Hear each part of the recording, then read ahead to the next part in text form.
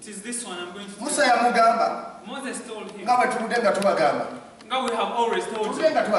We've been telling you that you get saved. Haven't we told you that? Don't you hear gospel music? What are they talking about? They're talking about repent. They are saying repent. Listen to this. It hasn't stopped there. When Egypt refused to release the Israelites, what happened next? Diseases came in. And they water turned into blood. Praise God. The firstborns of you could actually realize that corona is taking the but the firstborns you don't have I'm not saying firstborns you have I'm saying that if you can find that coronavirus is taking even the firstborn. Praise the Lord. What did I say? Firstborn. America has been the firstborn of this. I think it is on the top list.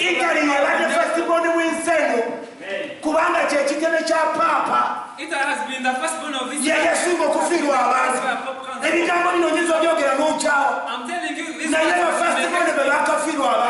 firstborns are the people that have lost very many people. The earth needs grace.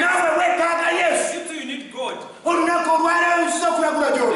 I've come to prove that if you believe on Jesus Christ that this disease will go away, will run away. Hallelujah.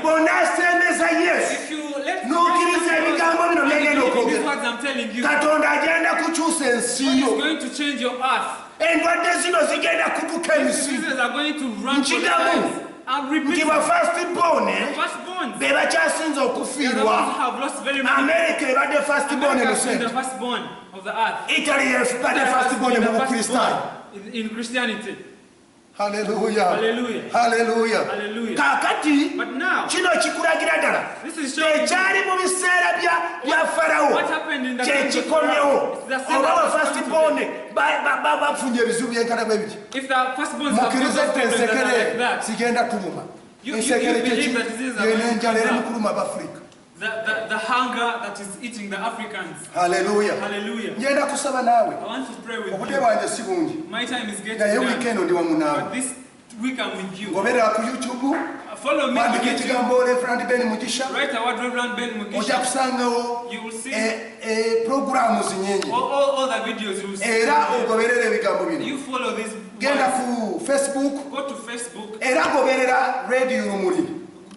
You follow every Sunday we have a service live from midday. I want to pray with everyone. We don't want money. People who are lying to you. We are in a time of saying, I want my life to be changed. I've given you my heart. Change me. Change me. Forgive my sins. My lust and deceit. Making you like other people.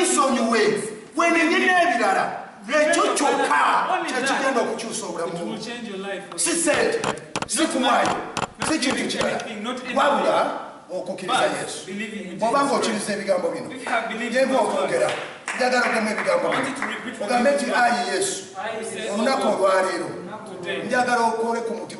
I want you to touch your mind.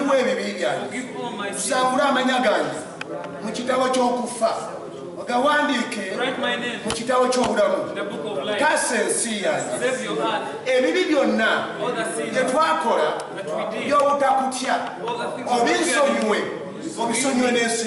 Forgive all the I believe in you. yegwe Katonda wantonda n'otonda n'eggwanga lyange n'otonda n'ensi yange okuvaana n'olwaleero jangu ofuge jangu okulembere mu linnya erya Yesu taasa onzigye mu kibi otuuse mu butuukirivu mu linnya erya Yesu kakugamba ebigambo bino okuvaana n'olwaleero olokose era tudda mabega tolokoka lwa nsonga ya coronavirus tolokoka lwa nsonga y'enjala lokoka okutaasa eggwanga lino lokoka okutaasa ensi Mukama babeera omukisa. Amen. Amen.